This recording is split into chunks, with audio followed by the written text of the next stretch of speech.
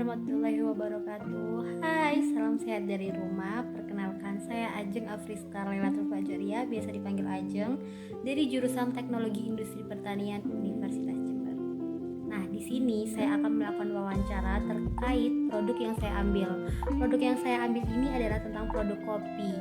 Nah, kalian pasti tahu kan kopi itu apa, dan pasti kalian pernah meminumnya. Nah, kopi yang saya ambil di sini adalah kopi belik khas Wonosalam, Jombang. Produk kopi belik ini bisa dibilang cukup baru atau bahkan baru karena persebaran dari penjualan kopi belik ini belum cukup luas di Indonesia. Hanya beredar di Jombang dan daerah-daerah sekitarnya aja. Kemudian saya akan melakukan wawancara dengan teman kos saya untuk mengetahui bagaimana sih pendapat beliau tentang produk kopi ini. Untuk itu, langsung saja kita lihat. Ini dia. Halo, kenalin aku Dini, mahasiswa Fakultas Teknik Universitas Jember dari Sidoarjo.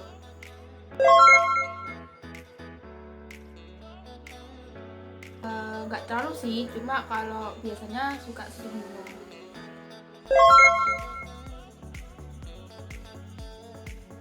Biasanya sih aku pakai kopi hitam atau enggak gitu, kopi susu.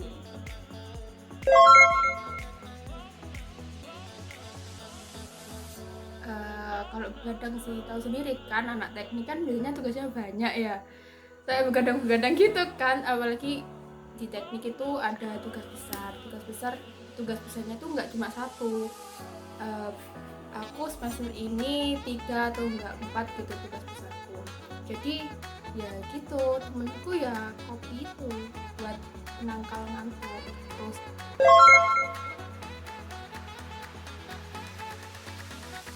kalau aku sendiri tuh paling ya penangkal ngantuk gitu aja, kayak lebih melek gitu.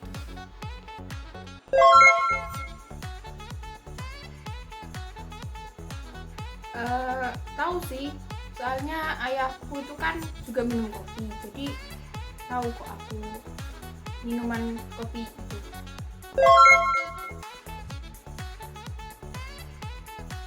Kalau ayahku sih biasanya belinya di toko sebelah gitu, toko-toko kelontong gitu ada.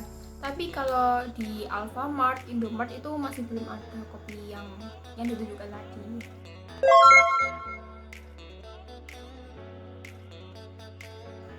Sama sih rasanya kayak kopi kapal api pada umumnya.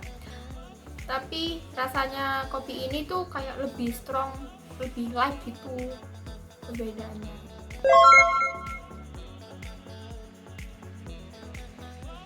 Kalau menurutku ya kemasannya ini tuh kurang menarik kalau menurutku.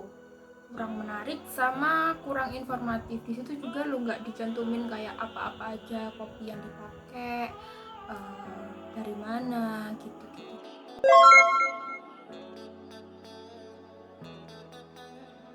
Kalau menurutku ya yang perlu dirubah ini tuh yang pertama, yang paling penting itu kemasannya ya.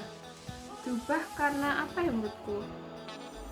Diubah kemasannya karena juga mempengaruhi minat daya beli masyarakat gitu loh, biar masyarakat itu biar tertarik buat beli kopimu itu.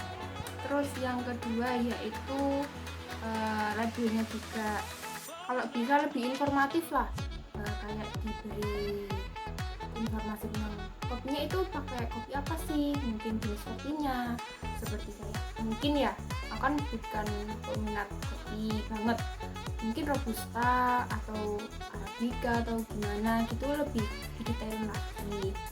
Terus logo halalnya juga, sama masa expirednya itu kapan, ini kan enggak kelihatan ya.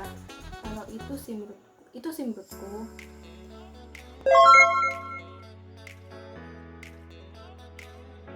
Aku sih lebih prefer kemasan yang bentuknya itu kayak standing pot gitu. Terus bahan dasarnya itu kertas yang sekarang mbak apa sih namanya itu, Craft paper. Ya betul, craft paper. Terus nanti atasnya itu dikasih klip, namanya itu kalau nggak salah Ziplock.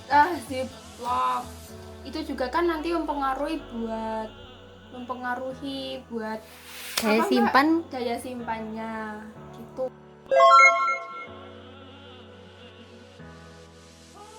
Kalau menurut aku Mbak ya, ini sih udah bagus banget, udah bagus lah dari yang tadi.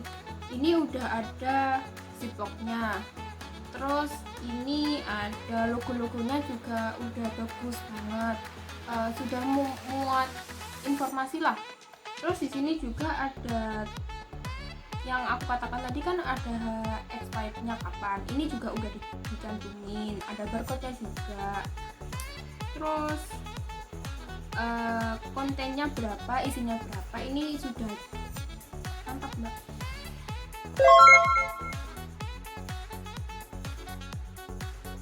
Sekarang kan anak muda lagi ngetren banget sih Mbak.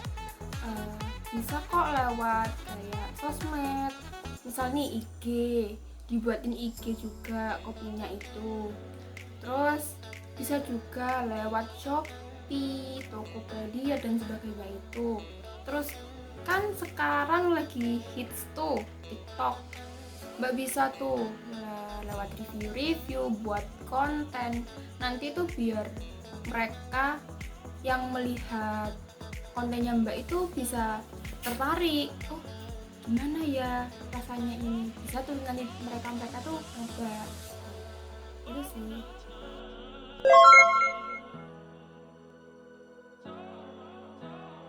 Harapanku sih produk kopi ini pemasarannya lebih diperluas lagi, biar nggak cuma di daerah itu aja, biar nggak di daerah tempat produksi kopi itu aja. Kalau bisa ya menyeluruh ke seluruh Indonesia lah, dan kalau bisa lagi ya sampai ke luar negeri gitu sih kalau menurutku.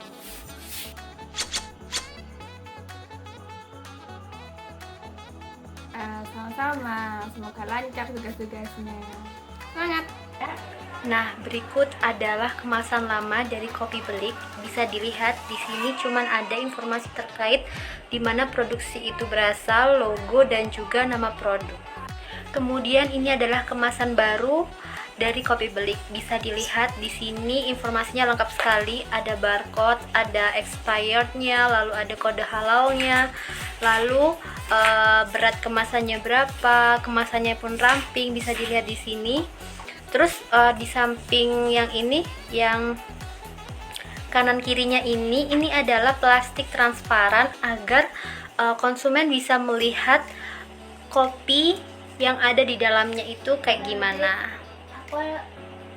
Kemudian kita juga menggunakan ziplock atau strap clip pada kemasan ini agar daya simpan pada Kopi Belik ini cukup lama dan tidak tumpah-tumpah saat berpergian.